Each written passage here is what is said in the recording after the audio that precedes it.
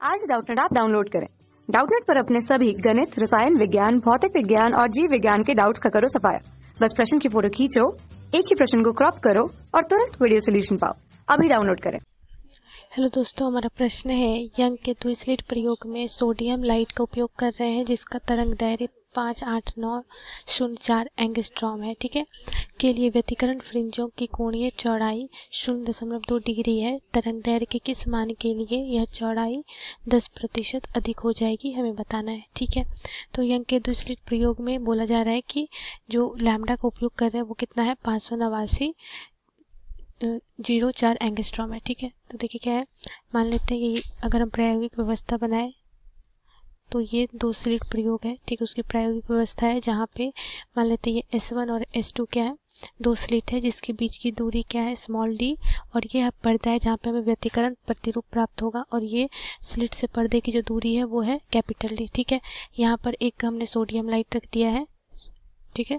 तो यहाँ से देखिए व्यतिकरण के फलस्वरूप हमें इस तरह से हमें व्यतिकरण प्रतिरूप प्राप्त हो रहा है, मान लेते हैं B, ठीक है। और यहाँ पे क्या होगा, ये केंद्रीय उच्चिष्ट प्राप्त होगा, ठीक है। तो यहाँ से अगर हम देखें तो हमें बोला जा रहा है कि कोणीय चौड़ाई, ठीक है। और ये इसके केंद्रीय उच्चिष्ट से अगर हम देखें इसके लिए तो ये थीटा कोण होता है, ठीक है, जो क्या होता है, केंद्रीय जो हमारी चौड़ाई होती है, कोणीय चौड़ाई होती है, ठीक है। तो यहाँ से अगर हम बात करें कोणीय चौड़ाई की, जिसके लिए हमें मान लेते हैं कि लैम्डा दिया हुआ है कितना, 589.04 एंगस्ट्रॉम, ठीक है।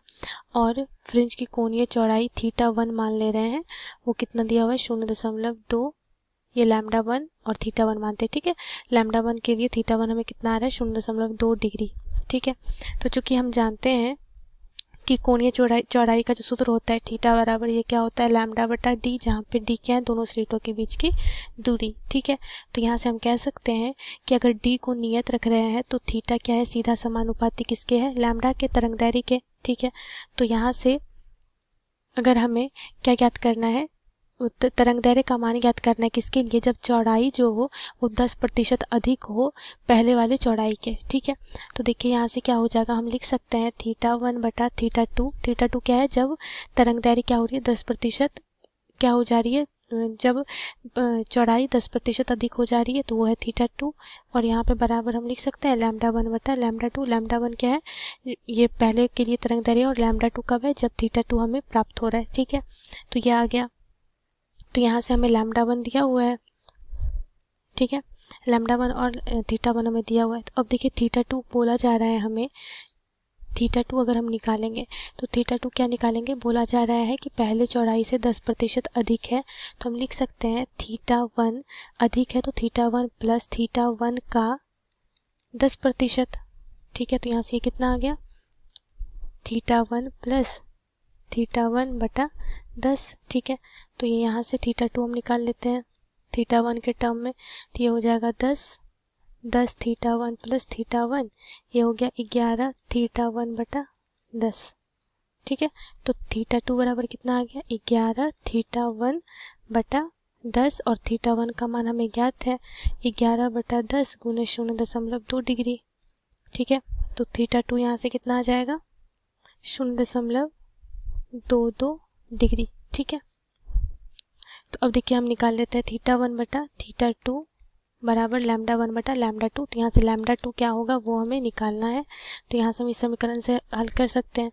तो मान रखते हैं θ1 कितना है, 0.2 डिग्री है, बटा θ2 कितना है, 0.22 डिग्री, ठीक है, बराबर λ1 का मान कितना है, λ1 का मान है प्रश्न से